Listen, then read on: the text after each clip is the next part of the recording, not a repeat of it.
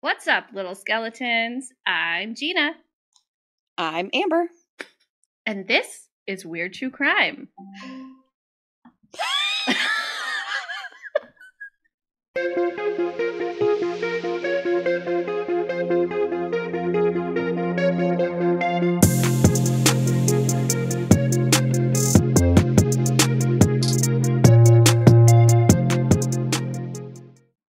Going to waste zero time reminding you all that this weekend is the True Crime and Paranormal Podcast Festival here in Austin, Texas. We will be there the whole weekend, so if you're in town and plan on attending, be sure to find our table and say hi to us. You know who else will be at the festival? John Palmer.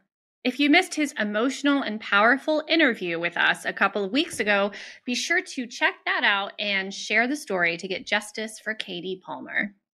You know what else I saw on the schedule that you sent over for... There's going to be a discussion about the disappearance of Jason Landry there, too. I saw that. I am so excited. Which that is crazy that we've covered both of those cases now. I know. I'm really hoping that maybe there will be some updates or other information that we'll be able to share. Mm-hmm. Yeah. I'm super pumped about that one too. I mean, I'm not pumped that it happened. I'm pumped to be able to actually see them in person and, get the story in person and maybe get some more information that we're not currently aware of, which is going to be awesome. And on another note, right before we jump into it, it is our 1-year podcast anniversary, which is awesome and very exciting. I can't believe it's already been a year. And if it weren't for Amber and her ability to keep me on track, we probably wouldn't still be here. So thank you to Amber. We will be celebrating our 1-year anniversary at the podcast festival as well. So you don't want to miss celebrating with us. And now I'm done with my spiel and we can get back on track. Thank you. Thank you for your contribution. If you don't already know, have you ever wondered where the Amber Alert system came from? You know what I'm talking about. Every now and then, your phone will blare with this loud alert sound, and a message pops up about a missing child. Well, back in 1996, before cell phones were popular, it was established when Dallas-Fort Worth broadcasters teamed up with the local police agencies to develop an early warning system to help find missing and abducted children. AMBER stands for America's Missing Broadcast Emergency Response. I did not know that before. I either.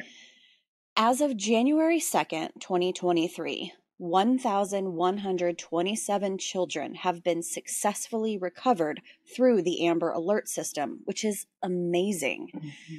Today, however, we're going to talk about the 9-year-old little girl whose abduction and eventual murder prompted the creation of the very system we use today. Join us as we go over the tragic, unsolved murder of Amber Hagerman. Amber Renee Hagerman was born on November 25th of 1986 to parents Richard Hagerman and Donna Whitson. Donna was 18 when she got pregnant with Amber, while Richard was considerably older than her. And 4 years later, they welcomed her little brother, Ricky, who Amber said was her baby. Donna described Amber as a very smart and fun-loving little girl who took after her grandfather, being silly and funny. Donna also painted a less than healthy relationship with their father, Richard. She said that he would go out with friends drinking and then come home, drink some more, and sometimes they would get into arguments, and the yelling and noise would prompt neighbors to call the police. The last time police were called, they came out and said that if they were called back to their house again, the kids were going to be removed from their care. This prompted Donna to leave Richard and get her children to safety. She alleged that Richard had turned physically abusive to her. Never to their children, though. But it was time for her to make a change so they could be in a better environment. After Donna, Amber, and Ricky left, they ended up staying in her car for 2 days. She couldn't take them to her parents' house because Richard would for sure find them there. Eventually, they made their way to a women's shelter where they stayed there for about 6 weeks. During her stay, she was able to get assistance in getting an apartment and also getting on welfare. Donna was constantly worried about Richard finding them, but finally, after about a year, things began loosening up a little bit. Donna was attending school again and volunteering at the food stamps office. Richard had attempted to persuade Donna to move back in with him and be a family again, but she refused. She did, however, allow him into the kids' lives. At first, Amber was leery of Richard. She worried he would get drunk again, but as time went on, she warmed up to him more, and they were okay together. Pam Curry, a WFAA documentary producer, was searching for the right subject for the documentary she was producing about how women get off of welfare, a very specific subject, so she needed a very specific person to be in it. Someone she knew got in touch with her and told her about Donna. Pam then got in touch with Donna to see if she wanted to participate.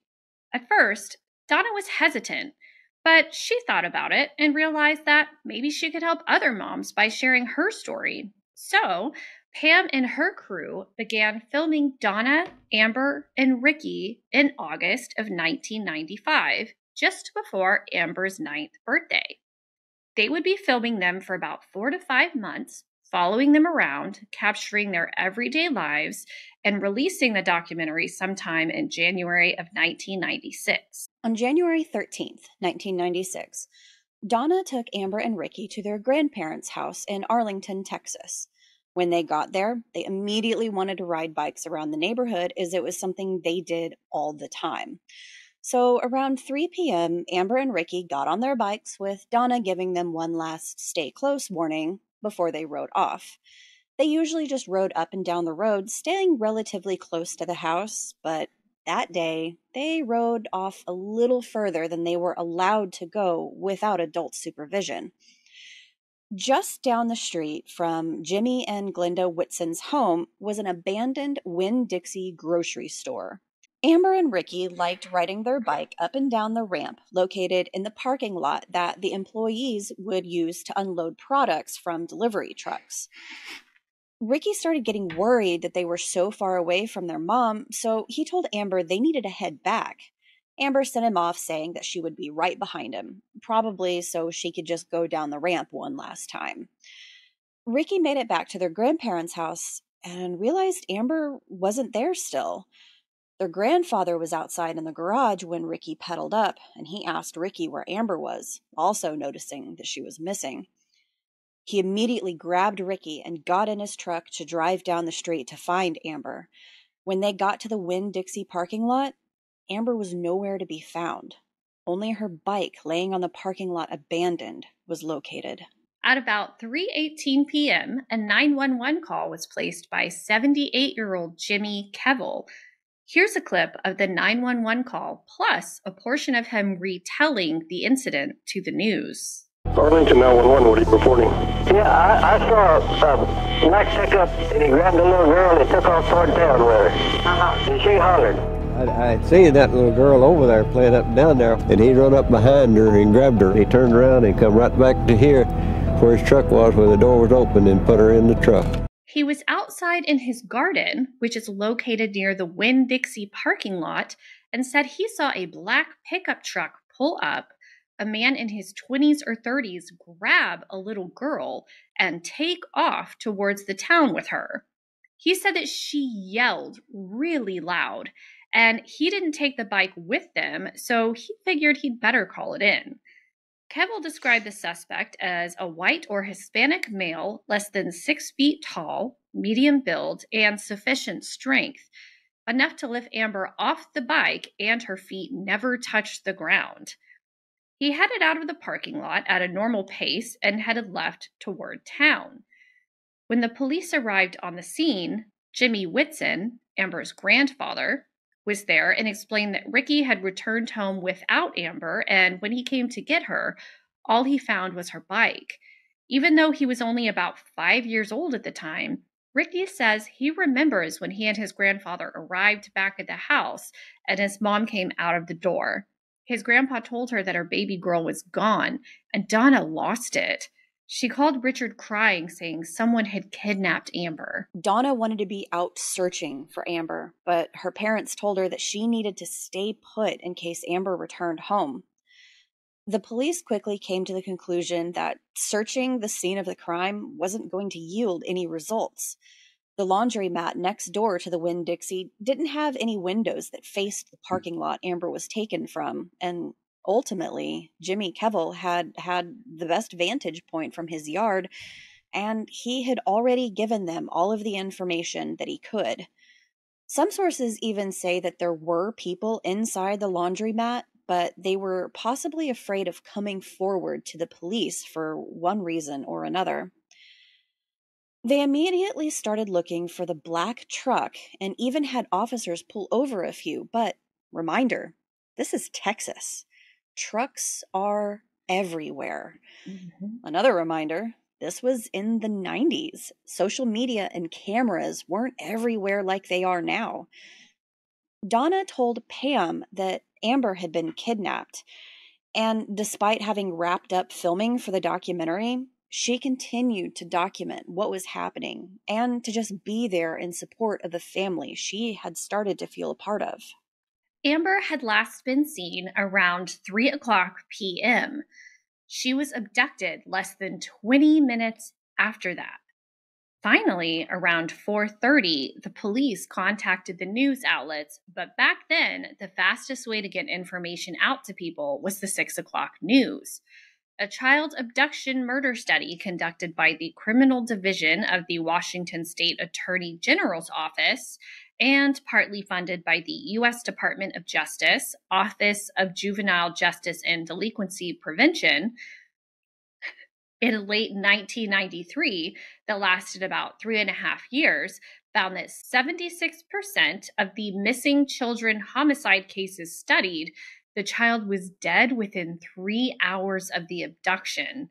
And in 88.5% of the cases, the child was dead within 24 hours. Time was crucial, and it was not on their side. The police set up a command post near the grandparents' home and began questioning Donna about who was around their family a lot. She told them about Pam and the documentary. With the discovery of this documentary, the police also thought they had it figured out. Someone must have seen the footage and targeted Amber. That was ruled out when they realized that the footage had never even been aired and it wasn't scheduled for release until the following week. They used footage of Amber to show what she looked like and to give people an idea of who she was, which was much more impactful than a grainy, still photograph that was usually the only thing they had to go on. Donna couldn't eat. She couldn't sleep. She really couldn't do much else other than watch the TV and beg for the man that abducted Amber to let her go and let her come back home. Donna also hadn't had contact with Richard for about 2 to 3 weeks before the incident, and they had only communicated over the phone. Pam also met Richard for the first time when he arrived at Donna's parents' house. He was leery of Pam and her crew, but they continued to film. He refuted any claims that Donna had made that he was physically abusive. He said he was never violent, but he did yell. Here's a scary statistic. Less than 1% of child abduction cases are done by strangers. This means the majority of them are done by a family member or family friend. Police began interviewing the documentary crew, friends, and family. One by one, they were able to rule them all out, including the family friend Mike Thompson that people had voiced suspicion about early on. The one thing that stood out to everyone about Mike was that he drove a black pickup truck. They were able to rule him out pretty quickly as he drove a delivery truck for work and it time-stamped every time he made a delivery. And at the time of the abduction, he was 30 minutes away. Unfortunately, that meant they were dealing with that 1%. It seemed like whoever took Amber wasn't someone she was comfortable with getting into the truck due to how he grabbed her. By January 15th, 1996, they still hadn't identified any potential suspects. Missing posters were put up and news coverage continued. The entire community was heavily invested in finding Amber and had covered the city in pink bows. Police assumed, due to the fact that Amber was a 9-year-old female, there was potentially a component to the abduction. This prompted them to start looking at especially the ones that had offended girls in the age range of 7 through 12. They even mapped it out on a grid to ensure they contacted everyone in the area. Helicopters and canine search units were also deployed in search efforts to locate Amber. Still, nothing is found, and I can only imagine how helpless the family must have felt. 2 days later, Wednesday evening, January 17th, 1996, a storm rolled through the town of Arlington and dropped the temperature considerably. Once the rain had cleared up, Stuart Coker took his dog out for a walk near the creek behind his apartment complex. To his horror, he discovered the body of a young female in the creek. Sergeant Mike Simons from the Arlington Police Homicide Unit was the first investigative person on the scene. He made his way down to the creek and found the body of a young white female floating face down and caught in some brush in the water. The police department sent Darylyn Perryman, who is the victim assistance coordinator for the Arlington Police, to let Donna and the family know they potentially had found Amber's body. They couldn't positively say it was her until the scene had been completely processed. Even though Stuart and Edie Coker, the couple that had found her body, as well as most people on the scene, were sure it was her, especially due to the extensive media coverage her case had received. I can't even imagine how exhausting and how hard it would have been to sit there and watch the news coverage, waiting to hear if your missing daughter's body had been found. Finally, after several hours, they were able to identify some birthmarks on Amber's body. Mike Simons called Darylyn to let her know that she had 5 minutes to tell Donna and the family they had identified her as Amber before they released the information to the media. Darylyn, along with Arlington Police Chaplain Harold Elliott, delivered the news. Donna let out a gut-wrenching sob upon hearing that her baby's body had been discovered, and Richard was in denial. Man. Stuart Coker had been ruled out as a suspect by the police early on due to him passing a polygraph test. The police suspected that whoever had abducted Amber was local. For one, the suspect was observed by Jimmy Kevel to drive at a normal pace out of the Winn-Dixie parking lot and make a left, which took them heading back into town, not to the right, which would have taken them away from the more densely populated area. Secondly, the police theorized that the suspect knew that the apartment complex had the creek right next to it. There was a video camera at the main entrance, but the night her body was found, the wind and storm shook the camera so much the visibility was reduced to next to nothing. On the footage, they did observe a dark truck pull into the complex, but they were unable to confirm it was in fact the suspect due to how unclear it was. The police questioned everyone in the complex, but sadly, there were no witnesses who saw anyone or anything that happened that night that could help them out. Side note, we don't have to leave this in because I didn't find a whole, I felt like this was just going to take us off on way too many tangents, but there's some crazy information. So Stuart Coker, he, like a year before, had found another dead body. And so they were like, you just kind of coincidence, like, oh, you found one dead body and now here you're stumbling across another, like, what the heck? But yeah, ruled him out. They, Were they in like similar locations, or was the other one somewhere completely different? See, I didn't even dive into finding all of that out, because I was like, that's another rabbit hole that'll retract from Amber's story, and I didn't want to do that. That's really interesting, though. To me, the first thing that popped into my head reading about the black truck being seen, even though the camera, it was like hard to make out, to me, it seems like if they were a local, they probably knew the apartment complex was right next to that creek. So they just drove to the complex to drop her there, knowing that police would be like, oh, well, the suspect probably lives in this complex then, when he probably does not. And he just used it as like a good place to drop her off and confuse people. So that was like the first thing that popped into my head. Just figured it was a good place to, a creek is, well, okay, anyway, we're going to get Figured probably put her in there and maybe she'd get like swept away or something and never to be seen again. But that's usually not how it works. No, thankfully. Thankfully, yeah. To make matters worse, Donna was unable to see Amber until the following day when the medical examiner had checked her out completely. I absolutely cannot fathom what she had been going through. To have her daughter be missing for days, only for her to turn up dead, and then she's still unable to see her. I would have been an absolute basket case. Same. I've been like, I don't care. I don't have to touch her. I would just like to be able to see her, because until you can see for yourself that it is your child, you're going to sit there and be like, there's absolutely no way that this is my child. So that's devastating. When Amber was transported to the funeral home the following day, Donna was finally reunited with her.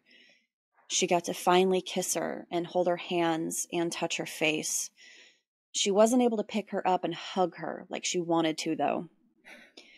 According to Sergeant Mike Simons, Amber had a severe laceration to her throat from one side to the other, which he described as very violent. They were able to estimate her time of death somewhere around Tuesday night to early Wednesday morning, which would have meant that Amber had been alive for 2 days. But since Amber had been in the creek with the water rushing over her body, it washed away any real trace of evidence the police so desperately needed to solve the case. It wasn't until January of this year, 27 years later, that the police on the cold case revealed they did in fact have DNA evidence, but wouldn't elaborate as it was the only information that the suspect would know. While my curiosity wishes to know every single detail, I completely understand withholding information like this.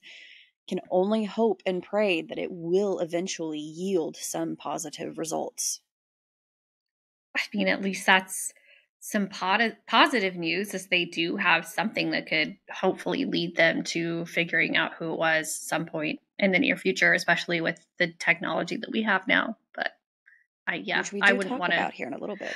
I know we do, but I wouldn't want to tell them that either, because that's how you know that it's the real suspect, is they're going to know things other people don't. But it's frustrating for everybody else. It's like, what is it? Why is there no information? Why can't you tell us anything? Well, they know things, but they do it for a reason. Yeah.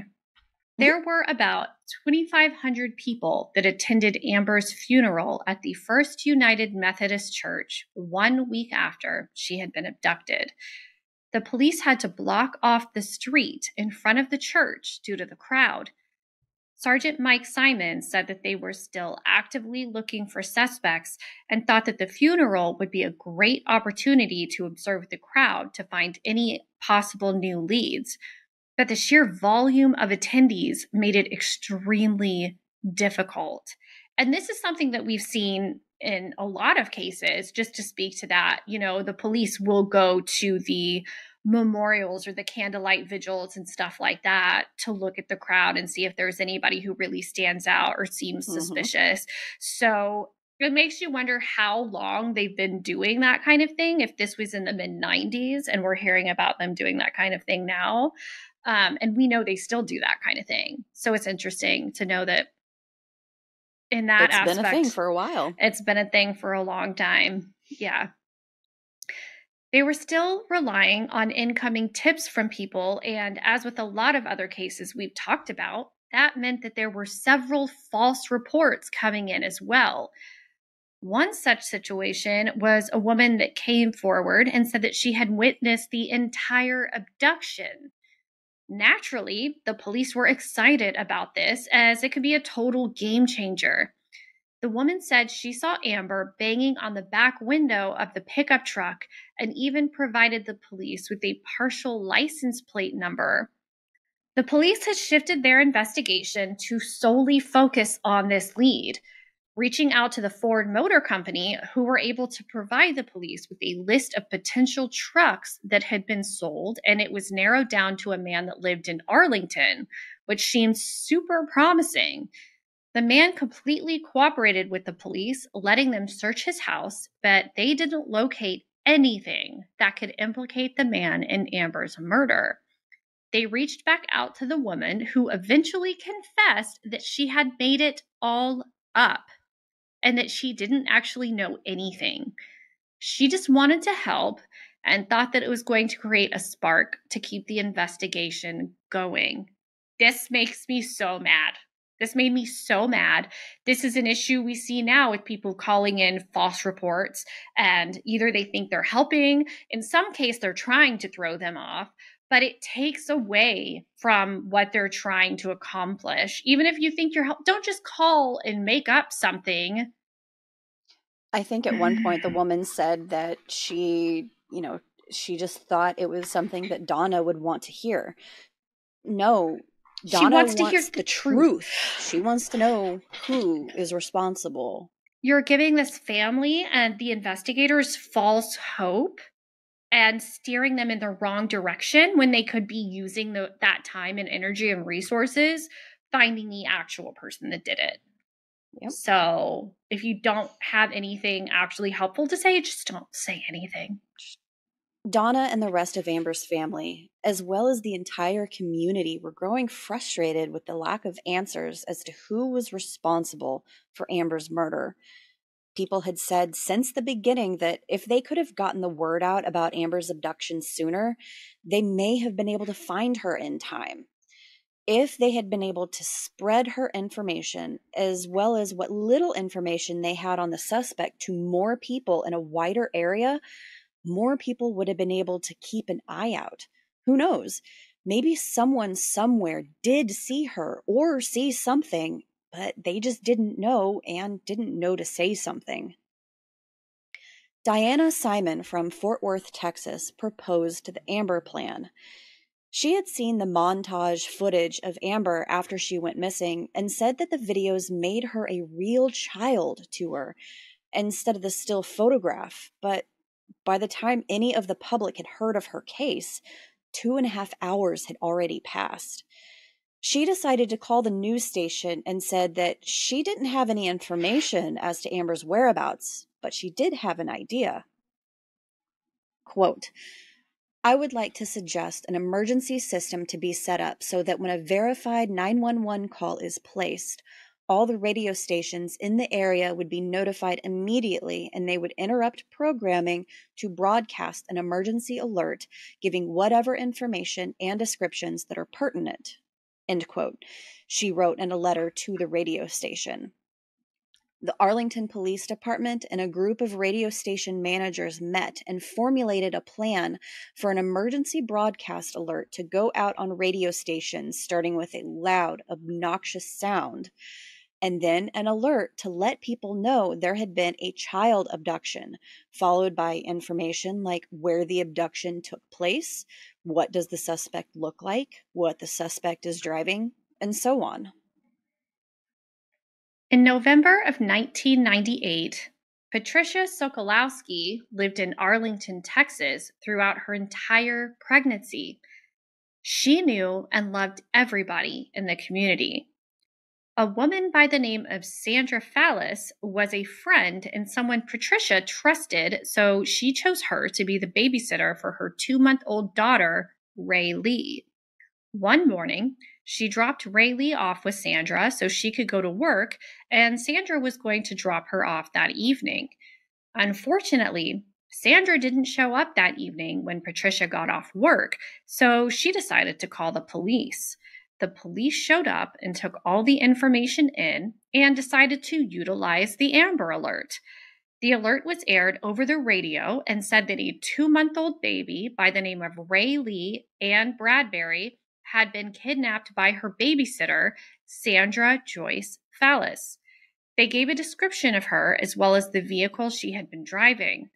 30 minutes later, they received a phone call from a man saying, quote, "That Amber Alert? The lady is right in front of me," end quote. The police were able to send a patrol officer out and was able to pull over Sandra and save baby Rayleigh, who became the first child recovered due to the Amber Alert system. Over the following weeks of the Amber Alert being activated in Arlington, other places across Texas, as well as the U.S., began reaching out to create their own system. In the year 2000, the National Center for Missing and Exploited Children decided to take it nationally. In 2003, President George Bush designated a National Amber Alert Coordinator at the Department of Justice, and he signed the PROTECT Act of 2003. In 2005, Hawaii became the 50th state to complete its statewide Amber Alert plan, creating a network of plans nationwide. In 2009, the Amber Alert system expanded to the U.S. Virgin Islands and Puerto Rico, as well as Canada and Mexico, which meant there would be a cooperation between all three countries to recover abducted children. In 2013, Amber Alerts began to be distributed to cell phones via wireless emergency alerts from FEMA.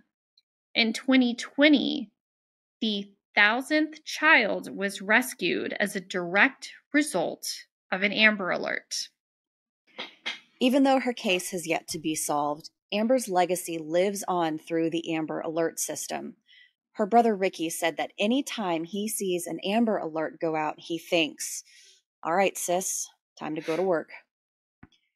It has now been over 25 years, and Donna, now Donna Williams, is still hoping and fighting for justice and closure for Amber. As mentioned earlier briefly, as of 2021, information was released that the police department did have DNA evidence in the case, and recent new technology has been developed that the police department thought could be relevant to the DNA they kept. There just wasn't much trace evidence in her case to begin with, and since there was so little, it boiled down to weighing the option of whether or not they should risk using all the DNA evidence on a test that may not even work. They believe that the person that abducted and killed Amber is still alive, and they haven't given up trying to find him. Arlington detectives have been working with private DNA labs to determine if now is the right time to utilize the testing on the DNA evidence they have, or if they need to wait a little longer for more advances to be made. Overall, authorities have received over 7,000 tips throughout the years regarding Amber's case.